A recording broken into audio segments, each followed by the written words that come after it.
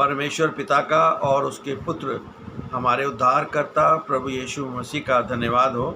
आज का जो मेरा टॉपिक है वो है प्रकाशित वाक्य की पुस्तक, उसका 11 अध्याय और उसका 19 पद, रेवलेशन चैप्टर 11 वर्स 19। और ये प्रकाशित वाक्य की श्रृंखला का वीडियो नंबर 58 है। और यहाँ पे परमेश्वर के वचन में इस प्रकार से लिखा हुआ है कि तब परमेश्वर का मंदिर जो स्वर्ग में है खोला गया।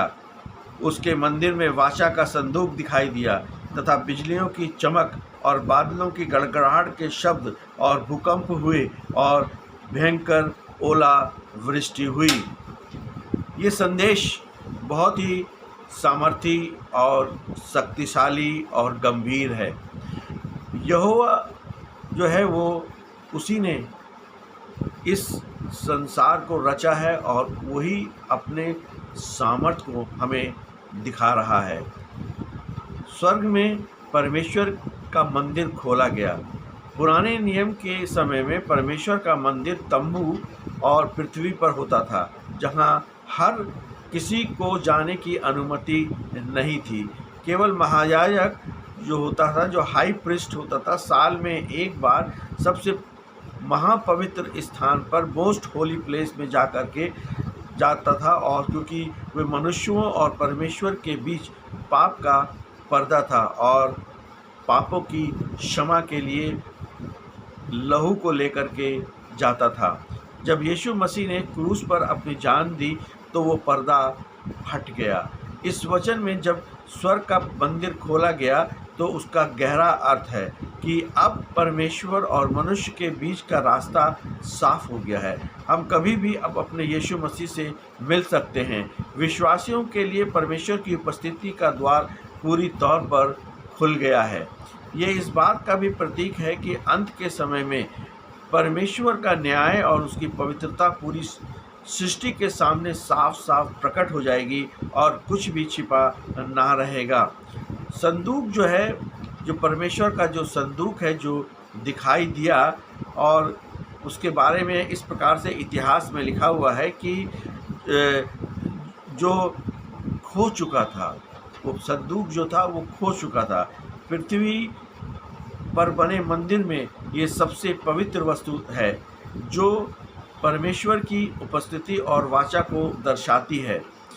परमेश्वर अपने वादों का पक्का है। संदूक का दिखना ये साबित करता है कि परमेश्वर मनुष्यों के साथ किए गए अपने हर एक वायदे को परमेश्वर अपने लोगों से करेगा, और जो उसने करा है उसने अपने लोगों को बचाएगा और दुष्टता का अंत करेगा। वह अपने लोगों को भूला नहीं है। जब पृथ्वी में उथल पुथल मची हो तब परमेश्वर अपनी भाषा का जो है उसके प्रति वो पूरी तौर पर वफादार है।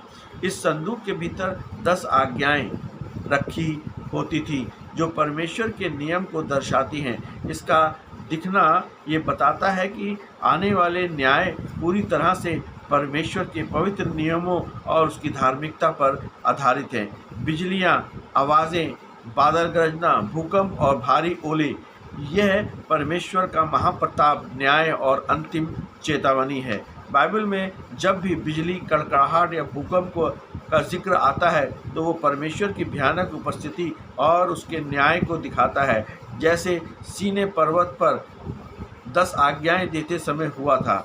बिजलियां और कड़कड़ाहट ये परमेश्वर की उस आवाज़ को दर्शाता है जो सोई हुई मानवता को जगाने के लिए चेतावनी है कि अब पाप का घड़ा भर चुका है। हमें पूरी तौर पर अब इस पाप के घड़े को रख देना है, जैसा कि उस सामरी स्त्री ने रखा था और वो छोड़ करके चली गई थी। हमें भी पाप के घड़े को छोड़ देना है।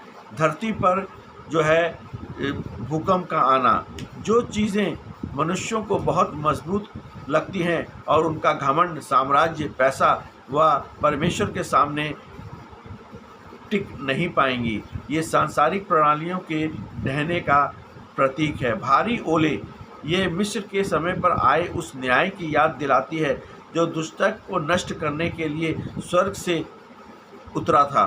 ये दर्शाता है कि परमेश्वर का न्याय कठोर और अचूक होगा।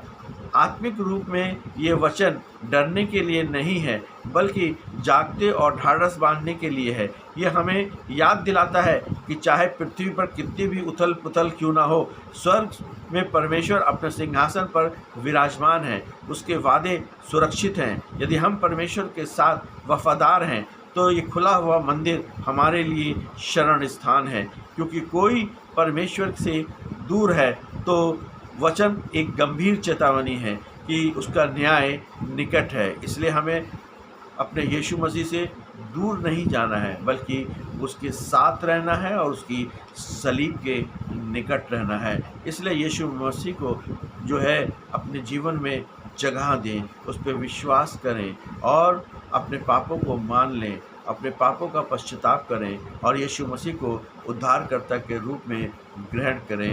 यही मसीही जीवन है। आमीन।